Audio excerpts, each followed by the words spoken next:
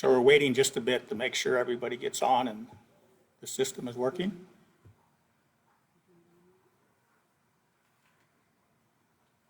I'm seeing some thumbs up things going across the screen.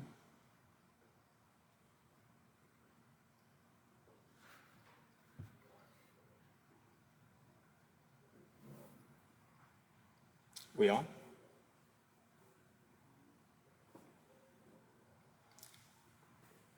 Hello and welcome. I'm Bill Bullard, our CAF USA CEO, and thank you for joining this evening. You know, our cattle industry is in a state of crisis, and to figure out how to address it, we must discuss how our industry got here in the first place, what warning signs we missed, and what are the genuine solutions, both short-term and long-term. So tonight, we're going to break this meeting into 6 parts. We'll first define the crisis, and then we'll discuss why the cattle industry is particularly important to America's national food security interests.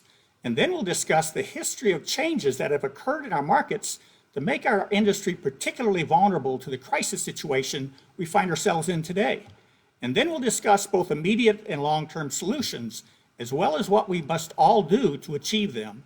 And then we'll see if we can figure out how to do questions and answers on Facebook Live. So let's jump in. The crisis we're in was not caused by the coronavirus outbreak, but it is significantly worsened because of it. And today's cattle industry crisis became clearly evident 5 years ago in 2015. At that time, cattle prices plummeted and beef prices continued climbing. And there's been a complete and lasting disconnect between the value of cattle and the value of beef since that time. That disconnect has steadily worsened over the past 3 years, with cattle prices trending upward and consumer beef prices trending downward. Excuse me, that was the opposite. Consumer beef prices have been going up and cattle prices have been going down. Well, the coronavirus crisis is shining a floodlight on our dysfunctional market. Cattle prices are below production costs while consumers continue to pay near record prices for beef. And cattle producers today have cattle to sell, but no competitive market to sell into. This week, packers are slowing and in some instances stopping production. Some cattle buyers have said they are not offering bids for cattle, and today's June future price for fed cattle closed below $80. That's the lowest level in over a decade. Cash prices are too low to keep many cattle producers in business, and all of this is happening while consumers are experiencing empty beef cases in the grocery stores and are paying near record prices for beef when they can find it. In short, our cattle markets are broken. Our supply chain is broken. Our distribution chain cannot keep up, and our cattle producers cannot compete in their own domestic market. Many of America's cattle farmers and ranchers will not be able to make their payments. Many will not survive, and rural America's economy will be permanently crippled unless we act decisively to solve this terrible mess right now. So just how serious is this crisis? Well, this is the first time in many of our lifetimes that the American consumer could not go to the grocery store and buy the food they want. If we lose more cattle and farmers and ranchers and other farmers and ranchers over the next few months because no one bothered to fix the broken marketplace, this crisis-born problem could quickly turn into a long-term problem where the American consumer may not be able to buy the food they need. For decades, America's family farm system of ranching was the envy of the world, but we're fast replacing that system with the new, more centralized and industrialized system that the coronavirus shows us is fundamentally incapable of meeting America's food security needs. So why is the cattle industry important in this discussion? The cattle industry is the largest segment of American agriculture, with cattle operations in every state of the union. It generates $69 billion in cash receipts each year, and this provides the economic foundations for all of rural America. To add another perspective, there are just over 2 million total farms left in the U.S., and 3/4 of those, or 729,000, are beef cattle farmers and ranchers. And in addition, the cattle industry produces one of America's staple foods, beef, a high-quality protein product. And America's 329 million consumers consume on average about 58 pounds of beef per person. So in a time of crisis, our industry should be receiving market signals to ramp up production, as food security and food safety is a national security issue, and no one knows the aftermath of today's crisis.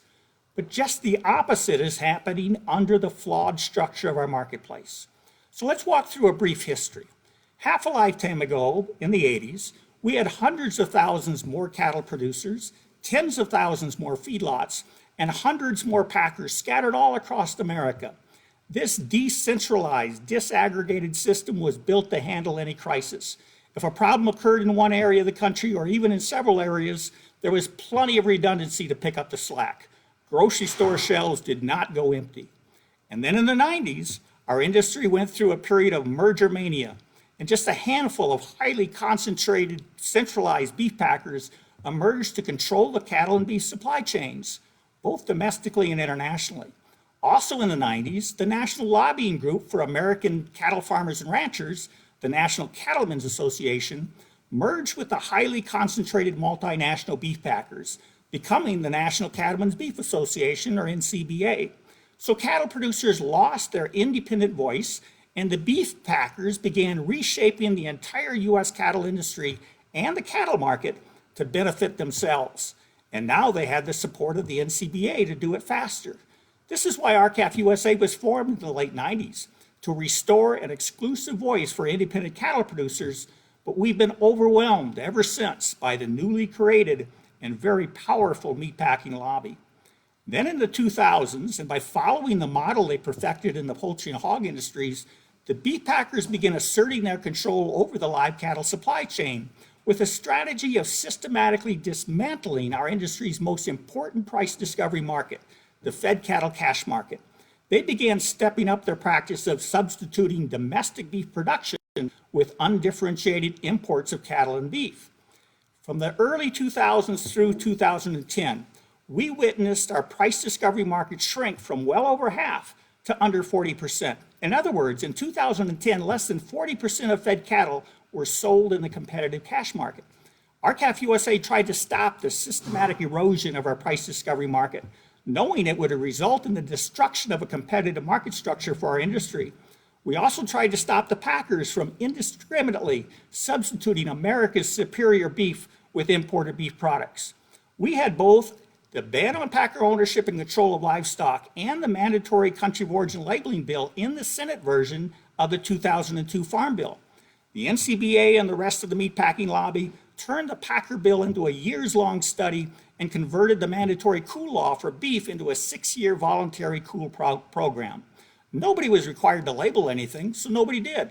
That's why the cool law for beef first became mandatory in 2009.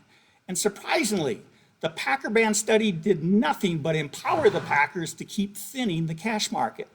We then continued working with Senator Grassley, Senator Enzi, and other senators to address the unresolved problem, the problem created by packers shifting large volumes of cattle out of the price discovery market and controlling them through direct ownership or control and through unpriced contracts, particularly formula contracts.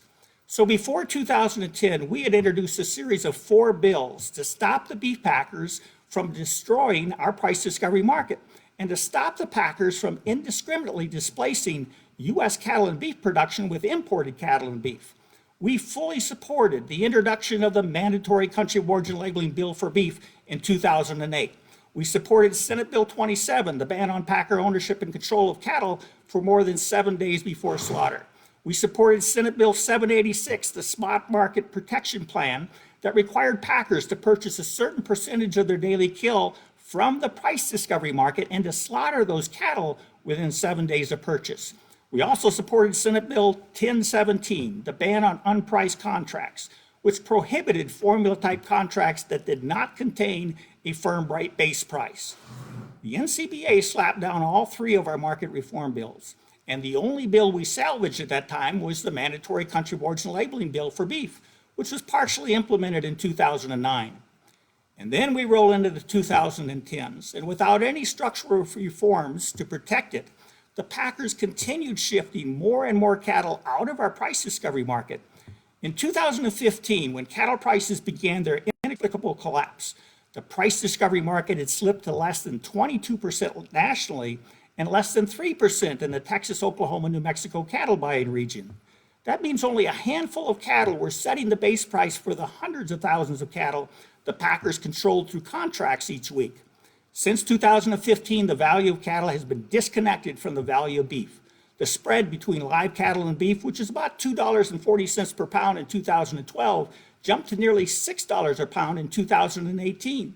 Also in 2015, during our plummeting cattle prices, we experienced a significant surge in imported beef. So here we were in 2018 with exceptionally strong beef demand, historically high exports, and cattle producers were rewarded with downward trending depressed cattle prices, and America's consumers were rewarded by having to continually pay near record prices for beef. For the past 3 years, consumer beef prices have been trending upward and cattle prices have been trending downward. Now, this is a clear signal that our market is fundamentally broken. We called for an investigation of the broken marketplace in early 2016. The NCBA publicly criticized us and stated they were monitoring the markets and the markets were functioning just fine. Then, long before the August 2019 fire and long before the current coronavirus crisis, we filed a historic class action antitrust lawsuit against the Big Four packers. In April of 2019, we alleged in our lawsuit that the Big Four packers had conspired to artificially depress producers' cattle prices while inflating their own margins and profits. Again, the NCBA criticized us, as did the U.S. Cattlemen's Association, for having the gall to stand up for our industry. In August of 2019, the Tyson fire shined a flashlight on the severity of our broken markets. Many cattle producers were hurt during that period. We resurrected other solutions that we had previously offered during this period, including calling for a moratorium on further mergers within our marketplace. And then the 2020s, and in March of 2020, the unthinkable occurred. The coronavirus pandemic caused the emptying out of beef from U.S. grocery stores all across the country. This crisis is now shining a floodlight on both the severity and intensity of our ongoing cattle industry crisis, and it's spilling over to impact American consumers. Many cattle producers are at risk of having to exit our U.S. cattle industry. Nothing could be more threatening to our nation's food security interests. Now, we have an obligation, an absolute duty as a United States cattle industry to restore food security and food safety to every American citizen who wants to buy American beef for their family. And we can't fulfill this obligation in either the short term or the long term under the current structure of our marketplace, because it is fundamentally broken. So what are the solutions? We must act as one, a unified industry, to restructure our marketplace so we can meet our ongoing obligations to America's consumers. The elements of today's needed solutions are not new. We have a fundamental problem, and we need to fix it by rebuilding the foundation. We must now implement the corrective actions the meatpacking lobby has been slapping down for the past dozen years. In the order of priority, here's what we must do. Number one, we've got to dust off Senate Bill 786 and require packers to immediately begin purchasing the majority of their weekly cattle needs in the competitive marketplace. Number two, we need to fully restore mandatory country of origin labeling for all beef sold in America, so American farmers and ranchers can compete in their own market and so consumers can choose to buy the best beef in the world produced under the best of conditions. And number three, we need to dust off Senate Bill 27 to prevent the packers from owning or controlling the cattle input needs for more than 7 days before slaughter. And finally, we must dust off Senate Bill 1017 to prevent the packers from procuring cattle without having to negotiate a price. Now, in concert with our ongoing litigation, these four basic foundational reforms will restore balance to our dysfunctional cattle market and restore for American cattle farmers and ranchers the opportunity to earn a competitive income from a competitive marketplace. We cannot be successful if cattle producers continue supporting the very groups who continually criticize and undermine our efforts to restructure our industry. Those groups are the NCBA, the U.S. Cattlemen's Association, and the North American Meat Institute. Each of these groups are attempting to spoil our efforts to do what must be done. RCAF is now the largest producer-only national association representing U.S. cattle producers in trade and marketing matters. We're over 5,300 members strong, but it's not strong enough to do what we must do. We need at least 10,000 members to be strong enough to overcome the meatpacking lobby strategy of continually obfuscating the severe problems in our industry.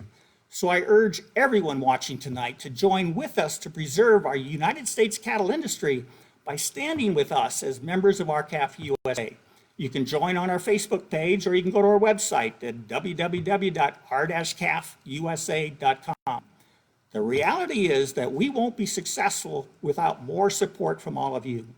Importantly, we need everyone to get on the phone tomorrow morning with each of your congressional members to tell them they must immediately implement the first two of our 4 reforms.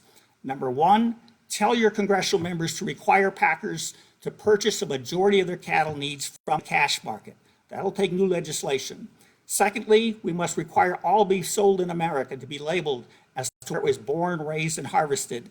That too will require new legislation.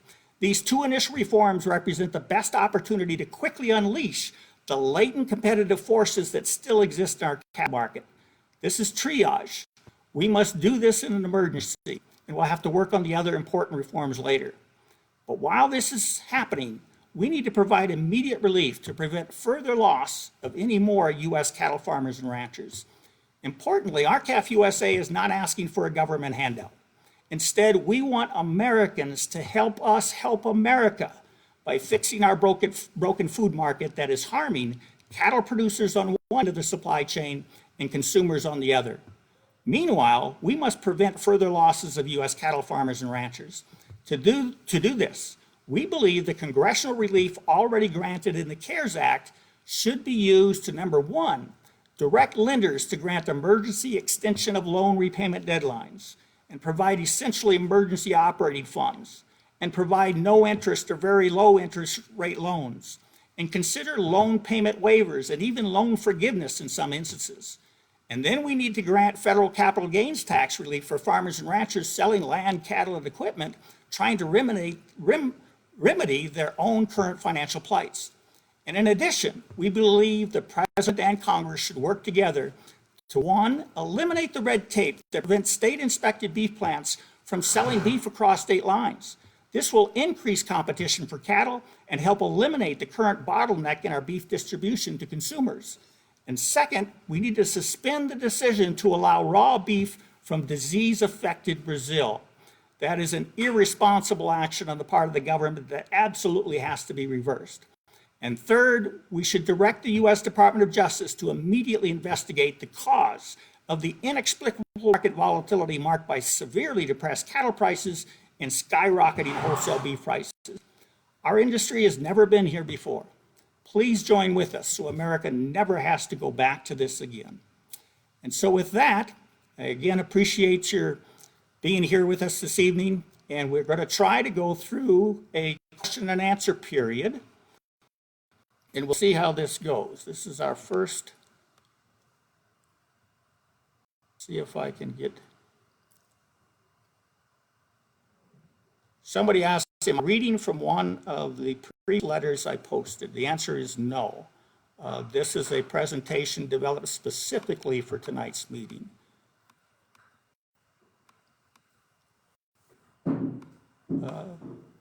We need to get our message to every American, one person wrote.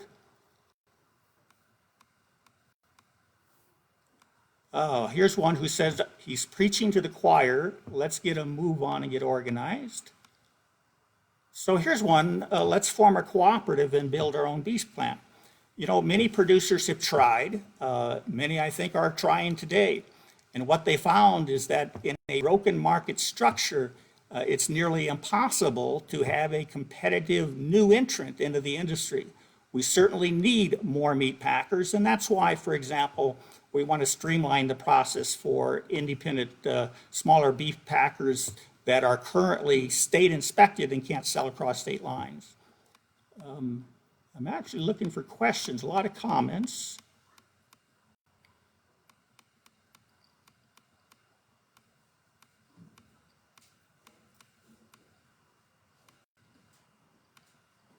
So here's one, who's talking about the script I read from. The reason I read through a script was because these issues are vitally important to our industry. And we're in a sink or swim situation. We must take action today. And if we don't, we know the outcome. The trajectory of our industry in terms of the number of producers, in terms of our marketing channels, our auction yards, and our sale barns, that trajectory is downhill. It's a downhill spiral.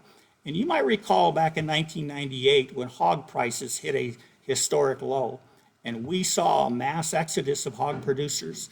These kind of situations can turn around and go south on us in a hurry, and we have to take steps today. And again, the steps we need to take today are the ones we've actually been trying to implement for the past 15 years, only to be shut down by the meatpacking lobby. So we're still going through and looking for questions. Not a lot of comments. How about getting the packer to pay some of the checkoff? I don't need to pay the market to market beef. I'm in the business of marketing cattle, not beef. They are in the beef business. So there's an issue that is of concern to RCAF USA, particularly about how checkoff dollars are being sent to third parties. And as a result, we're actually supporting organizations that have been working against the economic and financial integrity of our industry and our cattle markets. The cattle market today is exactly the way it was designed to be. And that's why we've seen the packers shifting large volumes of cattle out of the cash market and placing them in what we call captive supplies, formula contract arrangements and others.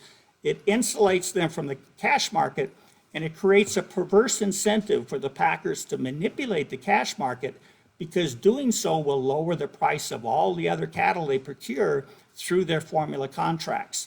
And that's why the solutions to today's problem are the same ones when we recognized that our cash cattle marketplace was being destroyed by the actions of the packers shifting cattle out of that market.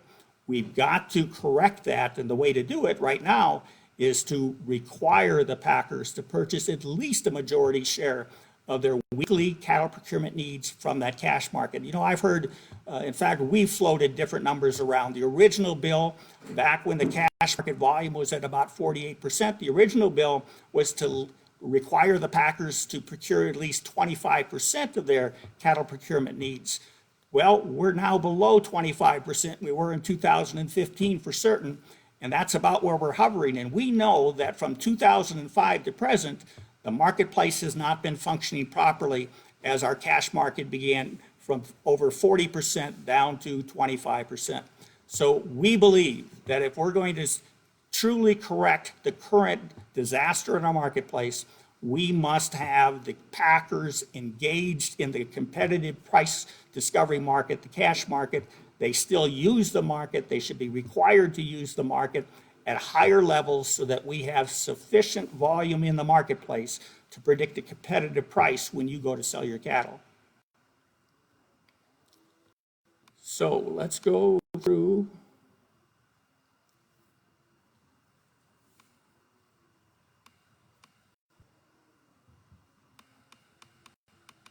What is price discovery is a question.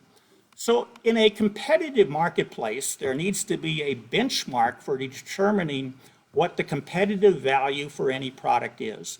In the cattle industry, the market in which the final animal that is fed to slaughter weight is sold to the meat packer, that market right there is a price discovery market. And that's because all the producers within the U.S. cattle industry are producing young calves and yearlings, and all of those animals, the value of those animals is the expected future value when the animal is fed to slaughter weight and sold to the packer. That's why the marketplace where the feedlot sells a fed animal to the packer is the single most important market in the cattle industry's entire supply chain. It is our price discovery market. And if there's any distortion, any anomaly, or manipulation that occurs at that price, it will pervade the entire U.S. cattle industry, from seed stock producer to cow-calf producer to backgrounder and stocker. And that's what price discovery it is. It's when the competitive market forces establish a competitive price in a competitive marketplace, and that is our fed cattle cash market. Good question. So is there no enforcement of the Packers and Stockyards Act and antitrust laws? Well, as I mentioned in the presentation, we have been seeking investigations on the part of the U.S. Department of Justice, U.S. Department of Agriculture, and they've conducted some investigations, and we've had congressional hearings on this matter, but no entity within government has shown any inclination to enforce our Packers and Stockyards Act or our antitrust laws. Now, the exception to that was back in 2008, when we asked the Department of Justice to block the merger between Brazilian-owned JBS and what was then our fourth largest beef packer in the United States, National Beef Packing Company. We also asked the Justice Department to block the JBS's, the Brazilian firm's purchase of Smithfield Beef Group, and the largest feedlot company in the United States, which was Five Rivers Ranch Cattle Feeding. Well, the Department of Justice decided not to block the merger between Smithfield Beef Group and the purchase of the Five Rivers Ranch Cattle Feeding, but they did block the merger between JBS and National Beef Packing Company. That was the first time in decades that the U.S. Department of Justice had enforced a mega merger within our U.S. cattle industry.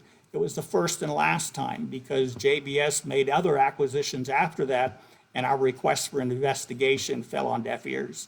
So the answer to the question is, what do you do when the government does not protect your marketplace, does not properly enforce your antitrust laws, including the Packers and Stockyards Act? And the answer to that is the answer that we arrived at back in the early 2019, and that was, if the government's not going to do it, then we have to do it.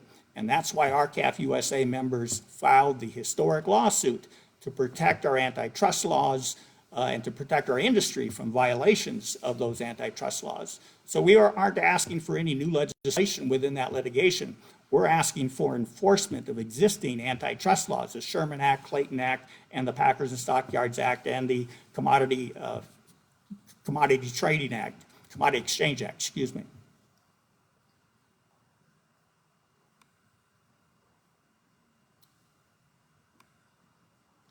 Here's a question. Unless you can challenge Bill Gates and Cargill on the laboratory meat, it's jumping around on me, then we're not going to be successful. You know, let's address the artificial meat issue. Number one, I'm not aware of any cattle producer that's gone out of business because of the development of fake meat that's occurring right now. So this is a future industry challenge that we need to address. But we're not going to stop entrepreneurs within any industry from developing new innovative products and bringing them to the marketplace. So what we need to do is have the ability to compete against those products on a fair and level playing field. And to do that, of course, we need proper labeling so consumers are not at all deceived as to what the product actually is. You know, and that brings us to mandatory country of origin labeling. Right now, consumers are reading a USDA inspection sticker on every piece of meat sold at retail, and they believe that that must be produced right here in the United States of America. In fact, there's advertising, marketing efforts that claim we sell USDA inspected beef. Well, the fact of the matter is that USDA inspected beef may very well have come from Uruguay or any of the other 20 countries that we import beef from. And that's why we need to layer the mandatory country of origin labeling on all beef sold in America so consumers are no longer deceived in the marketplace by a very unscrupulous marketing program. So let's go through, see what else we have for questions. Does foreign ownership of packing plants affect our markets? You know, that's a great concern that we have, because right now we have 2 of the 4 largest beef packers in the United States are now owned by Brazilian firms. So what does that tell us about America? It tells us that there has been an ulterior decision within the cattle industry to allow foreign ownership of our significant food production means. And we think that that is contrary to our interests as a nation. We need to maintain the ability to control every aspect of our staple food supply, and that includes our beef packing industry. So this is all part and parcel to the past, which allowed all of these mega mergers to occur, and actually ignoring the impact on America to allow our food production processing systems to be owned by foreigners. We think that is wrong. We think it's contrary to the national interests. And maybe today there will be some wind changes in Washington and we'll have more support amongst congressional members to ensure that the United States maintains its ability to control every aspect of its food production system for U.S. consumers and for producers.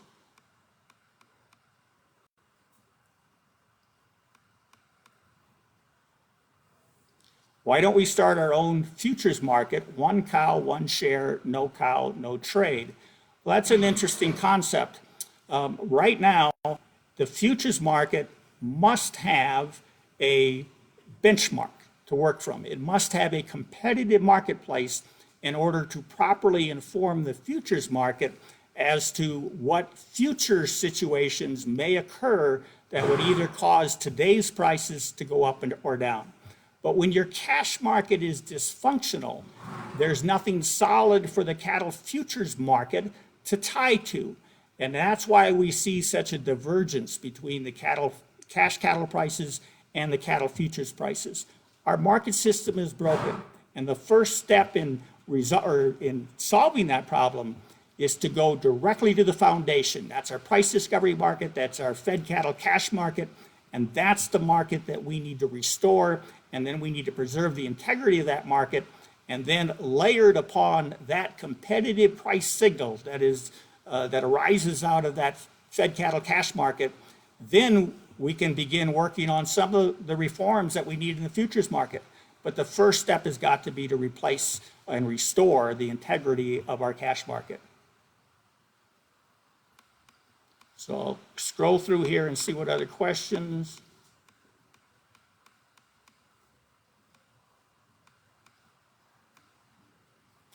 Okay, here's a question. How do we cattlemen articulate to the government that one voice with so many different associations with differing views? Change is needed. Is there any common ground that can be reached between associations? No, very importantly, every association has loyalties to their respective constituents. Our CAF USA members, for example, vote on the policies and they direct the staff and the entire organization to achieve those policies.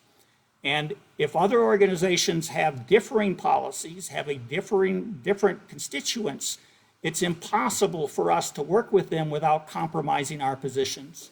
Our CAF USA won't do that. We have not compromised our position from the very beginning, and we are willing to use all legal and ethical means to accomplish the goals of our membership. And that includes using all three branches of government. It includes working the legislative branch through Congress, working the executive branch through our federal agencies, and using the judicial system when the other two branches are disinclined to take action. And so that's what our CAF USA is doing, and we've been criticized heavily for it. In other words, some organizations are only willing to go so far and then they break into a compromised position. We have no intentions of compromising this industry, and that's what's going to happen if we don't reverse it. You can't sit here tonight and not know that we are in a serious, serious crisis, that our market structure is absolutely dysfunctional, that changes must be made right now. If we had a government handout, we're just kicking the can down the road.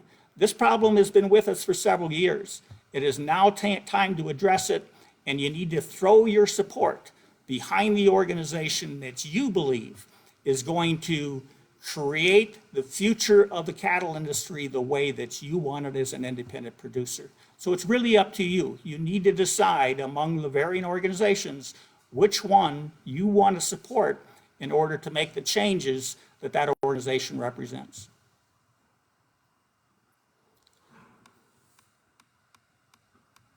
So here's a question. Isn't using the judicial branch of government a right of every American? Well, we certainly agree with that. That's why we have begun to use the judicial branch, particularly after we were criticized by organizations, other organizations that said, what are you doing trying to pass new laws? We don't want more government involvement in our industry. Why don't you just go and enforce the laws we have? And so that was the impetus behind us going to the U.S. Department of Justice and the U.S. Department of Agriculture and asking for investigations. We wanted to enforce our pre-existing antitrust laws, but we found that they were being ignored. And that's why we have indeed exercised our right that every American has to use the judicial system to ensure that the laws are implemented and administered fairly, that everyone is treated equally, and that cattle producers truly have a level playing field in order to operate in. So let me see what else we have for questions. So is meat in the grocery store not from the United States? So meat in the grocery store can actually be sourced from 20 countries. In 2019, that's about how many countries we imported beef from Uruguay, New Zealand, Australia, Costa Rica, Nicaragua, Mexico, Canada, 20 different countries. And those countries do not practice the same production standards that we do in the United States. United States cattle are produced under the most stringent production standards in the world. And unfortunately, that beef sold in the grocery store is not required today to be labeled as to where the animal from which it was derived was born, raised, and slaughtered. We believe consumers deserve the information necessary to choose under what country's food production regime they want their beef produced under. And we want them to be able to choose, if they will, to support the American cattle farmer and rancher. They simply cannot do that in today's marketplace where country of origin labels are not required on the part of the purveyors of beef, on the part of the packers or the part of the retailers that actually sell the final product to the consumer, because most cattle producers sell ownership in their animal long before the beef is provided to the consumer. So the individual producer has no means to cause the packer or the retailer to affix a country of origin label on the product.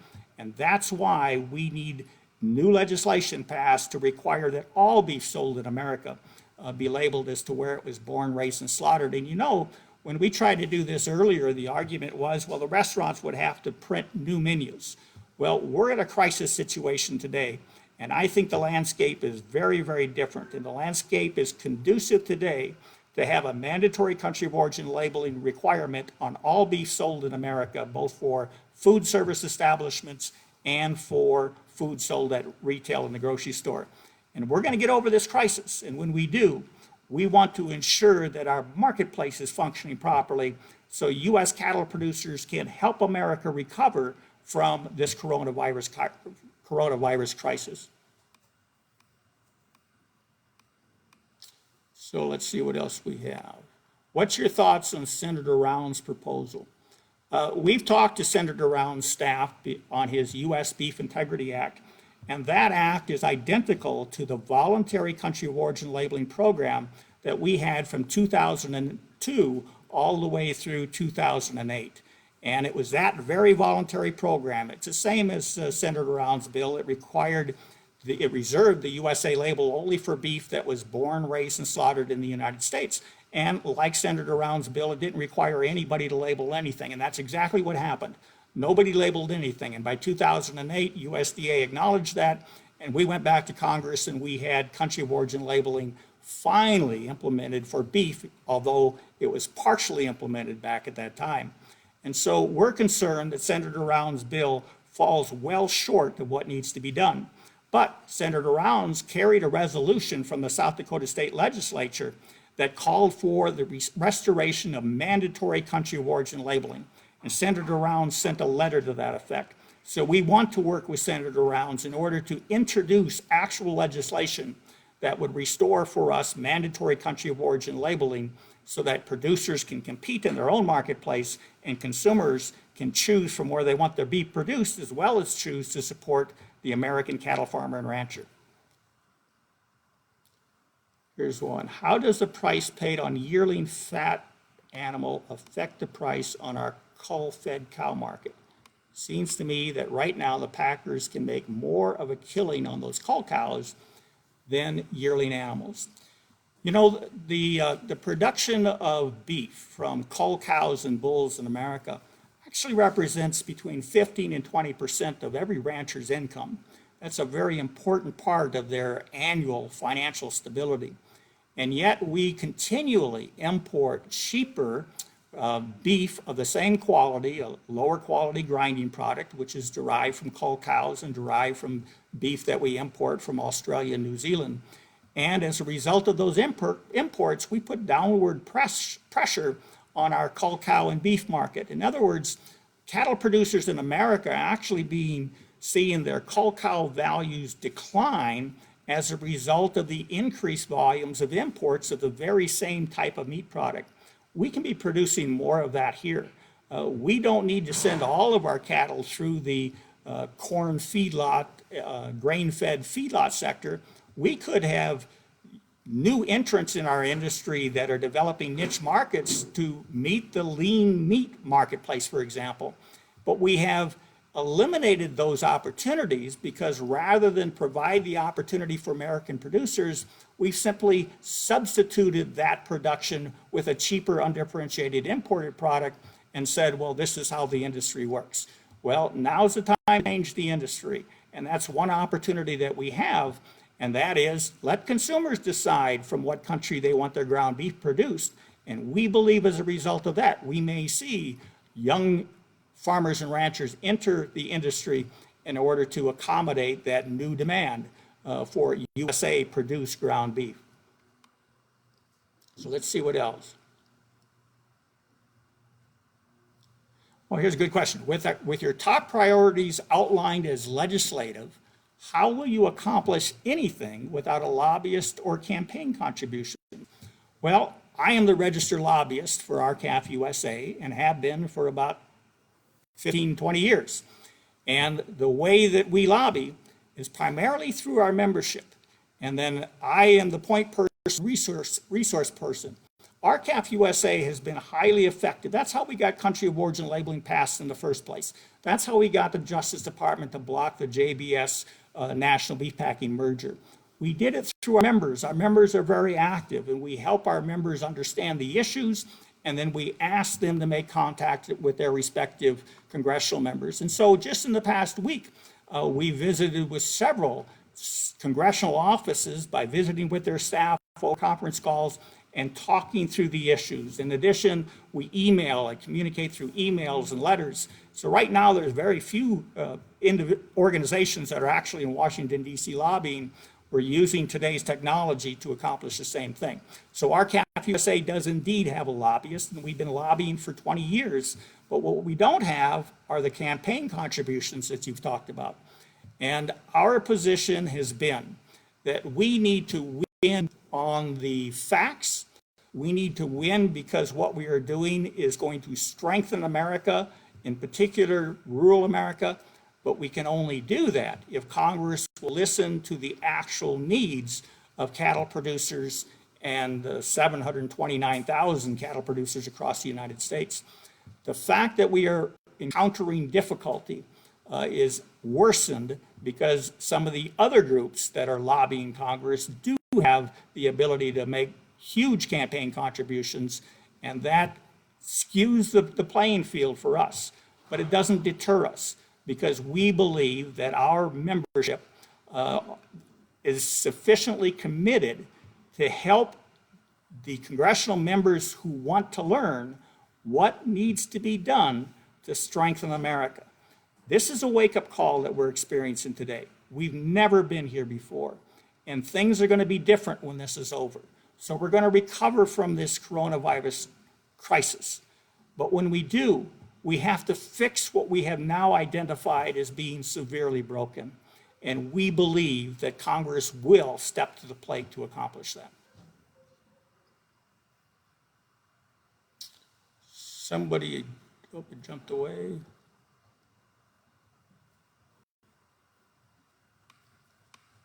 Let me see what else we have.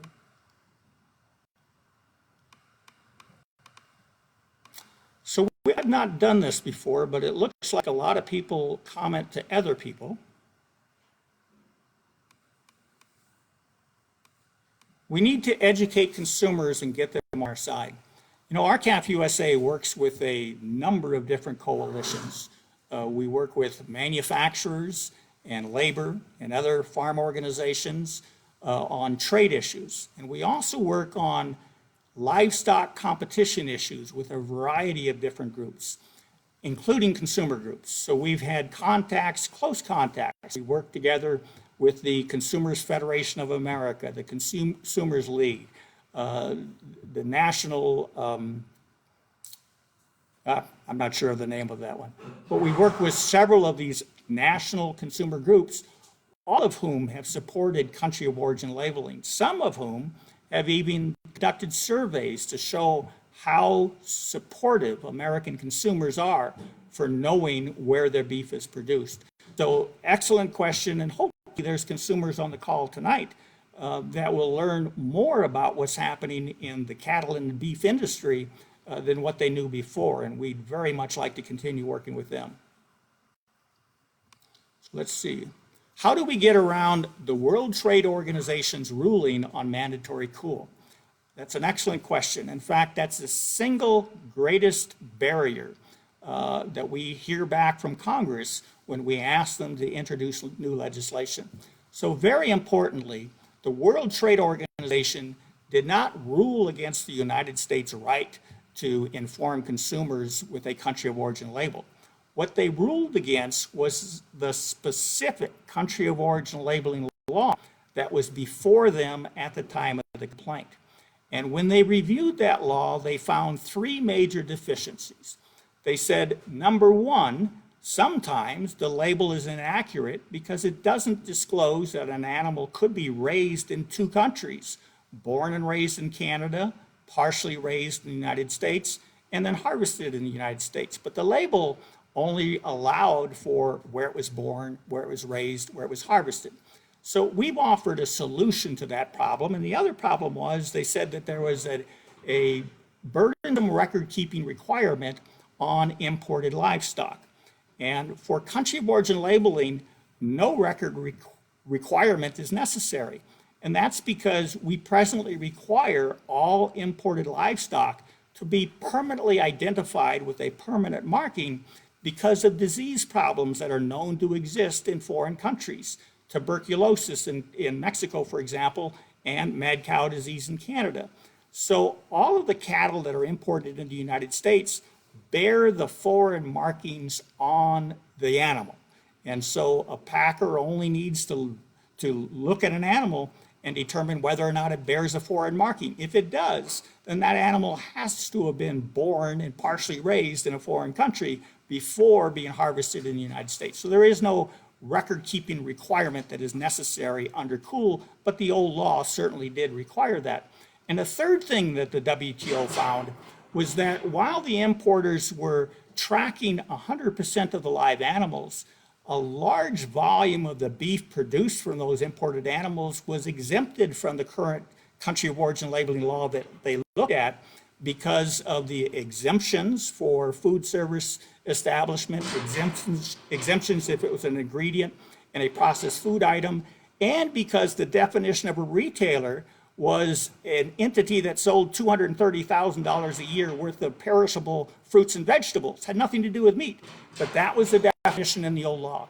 So we can overcome the WTO's ruling by introducing new legislation that not only addresses the criticisms that the WTO used as a foundation for their conclusion that the old country of origin labeling law discriminated against imported livestock, but in addition, we can expand the country of origin labeling so that it would be so different from the existing law that the WTO ruled on that ruling would no longer be applicable.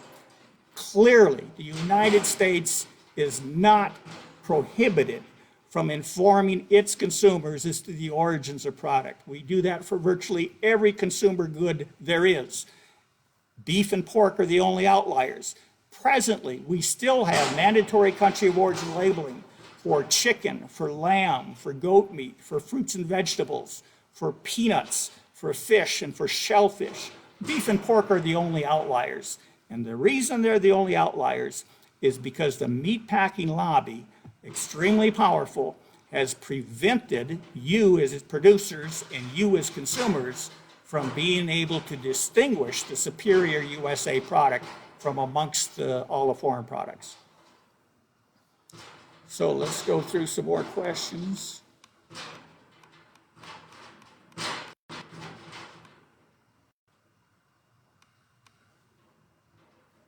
Does RCAF USA membership cost anything? Yes, it's $50 a year for new members and then $100 a year for renewals thereafter. And our membership allows for Main Street businesses and consumers to be an associate membership. They would pay the same cost for membership dues. However, if you don't own cattle, then you don't vote for the policies that RCAF USA members develop. So the way RCAF USA's policies are developed, policies are passed in a resolution at our annual convention, and then we do a mail-out ballot to every voting member who owns cattle, and every single member gets the opportunity to vote on those policies. So that's how our policy is developed, and that's how our membership is structured. So here's a question. If the Brazilian owners of JBS, oh, it dropped away.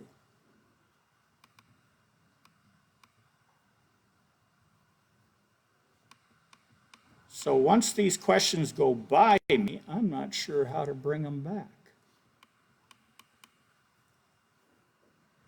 So I'm just going to keep scrolling down.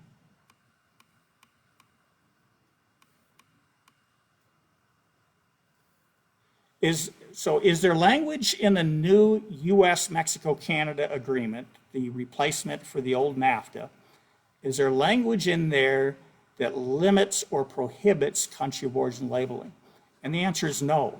We tried to get Congress and the President to include mandatory country of origin labeling in the new U.S.-Mexico-Canada agreement. And early on in the negotiations, the President actually agreed to do so by including the restoration of country of origin labeling as among his list of negotiating objectives in the process. But the meatpacking lobby got to the President and in fact surrounded the President and told him, you don't want to go there. And that's exactly what happened. In fact, the meatpacking lobby told the President, make no changes to the U.S.-Mexico-Canada agreement. Everything is working just fine. And that's why in the U.S.-Mexico-Canada agreement, there's no prohibition against the United States passing a new bill to require mandatory country of origin labeling. But nor is there anything else in that agreement that changes any aspect of cattle and beef trade between the United States, Canada, and Mexico. And so while we suffer under the weight of about a $2 billion a year deficit in our trade of cattle and beef with those two countries, that has now been memorialized in the new U.S.-Mexico-Canada agreement, unfortunately. Have we met with the large retailers to get their support? We have not done that. And I'm not sure what support that the large retailers can provide, but we do ask, and our members have been very engaged in asking the manager at the beef counter at the grocery stores where the beef came from. And more often than not, they bring back a box that says product of the United States or USDA inspected, neither of which can clearly and accurately denote what the actual country of origin labeling or country of origin of that meat product is. And here's why. Because right now, the U.S. Department of Agriculture allows all the beef from the 2 million head of imported animals that are slaughtered in the United States. That meat becomes USA beef when it's sold to the public. And so even though it's produced under another country's production standards for part or all of its life, consumers are not able to distinguish that product from what we believe to be the far superior product produced right here in the United States of America.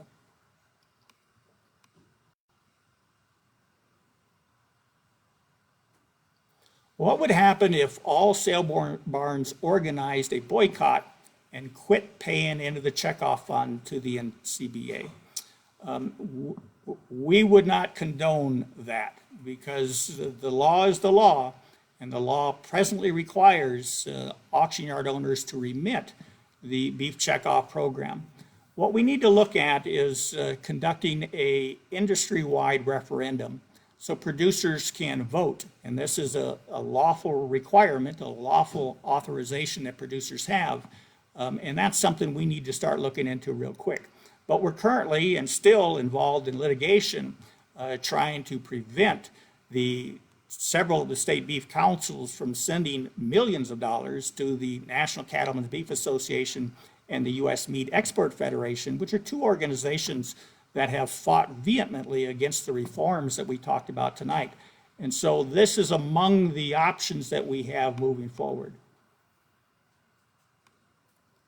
What if the USDA just redefines the definition of origin from the producer to the processor? Good point. So that, in fact, that's what USDA is proposing to do. They're talking about a label that would simply tell the consumer that the product was processed in the United States, for example.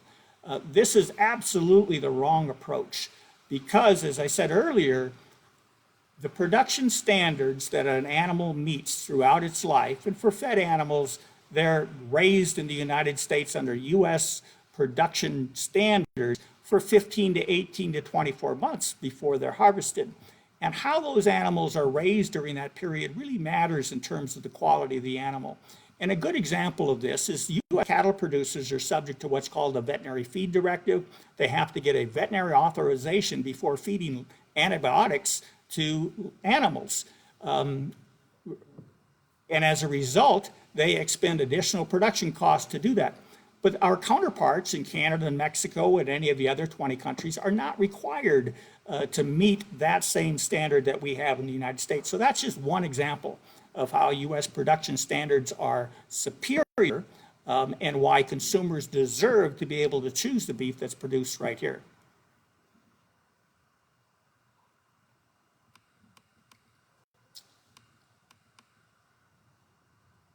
What's RCAF USA's position on removing Sonny Perdue? We do not have a position on that issue, and our board has not made any kind of determination along those lines. I use the board and sell cash. I guess everybody could do that. I'm glad I don't have fats right now, because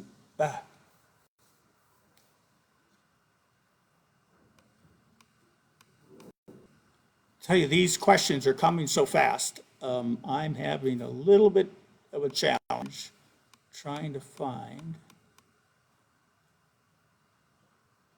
With plants shutting down, how much will this change the price of fat cattle? You know, we don't know. We look at the Cattle Futures Board today with June contracts down below $80. Clearly not representative of the value of the animals. And we're going to have to see how this coronavirus plays out as to whether or not some of the packers are going to be back in the market. We've got producers who sell both fats and feeder cattle that have cattle ready to go, but they don't have a market to sell into. And so we are really at an uncharted situation here. We've never been here before. And so what's incumbent upon us is to take action to solve the problem. We know what the problem is, although many organizations deny that any problem exists and will argue that this is simply the law of supply and demand, and so just tighten your belts.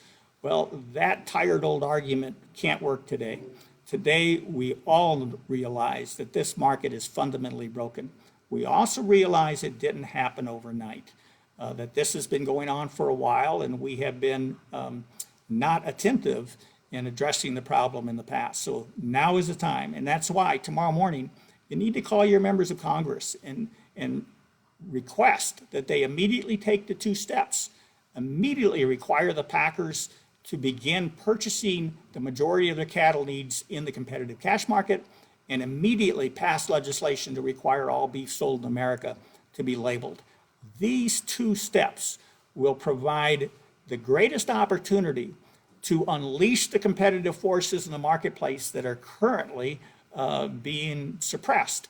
And so this is step 1. There's step 2, 3, 4 that we have to follow through later, but this is indeed triage. We are in an emergency situation today.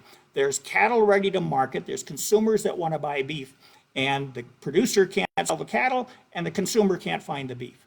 And so you may already know that we developed a platform on the internet at www.usabeef.org where consumers can go and find a cattle producer in their locality and contact that cattle producer directly, because those are cattle producers who actually sell beef directly to consumers. Not every producer does that, but we wanted to provide this service in direct response to the reports that there are consumers in grocery stores who cannot obtain beef for their family. And we wanted to help in any way we can, and this was our solution. We have over 200 producers from 36 states that are already included on that list and are willing to sell beef directly to the consumer. So hopefully that will help to mitigate this in some way. Let's see what else we have.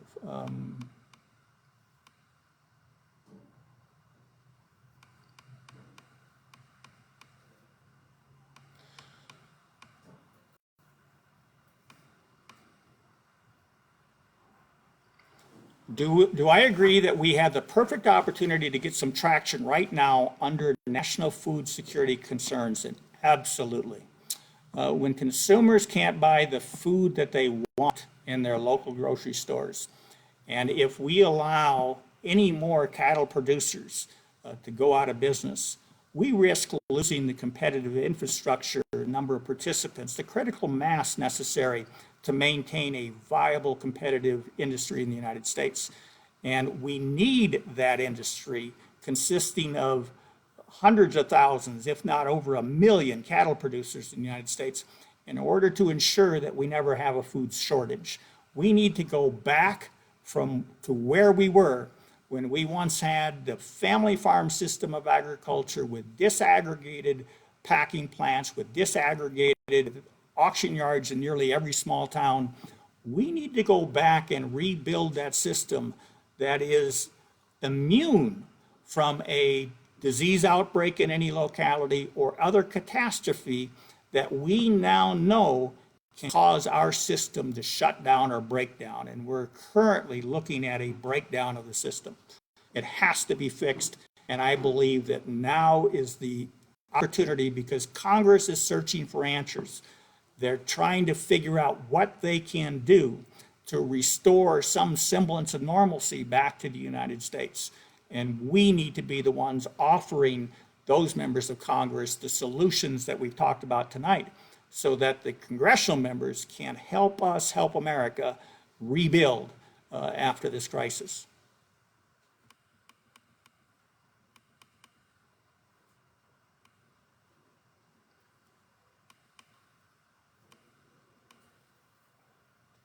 Why do we not have commercials on the TV on a regular basis promoting U.S. raised beef?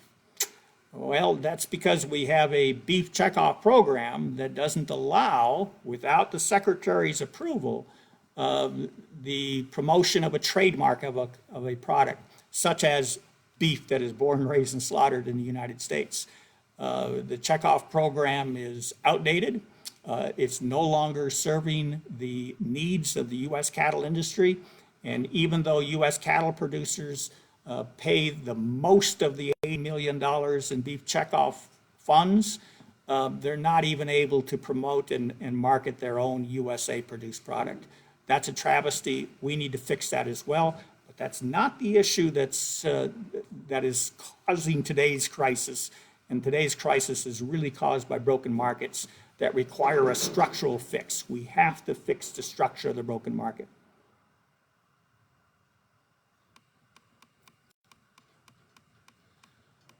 So we've gone an hour and 4 minutes, and I apologize. I have not been successful at capturing all of the questions, a lot of which are comments, but thank you. Thank you for spending time tonight to talk about the U.S. cattle industry, the crisis we're in, and the solutions that we need to effect immediately in order to help American consumers buy beef and to help U.S. cattle producers keep producing the best beef in the world and doing so under the best of conditions. With that, we hope all of you stay healthy. We may do this again. We'll see what the feedback is. But with that, God bless and good night.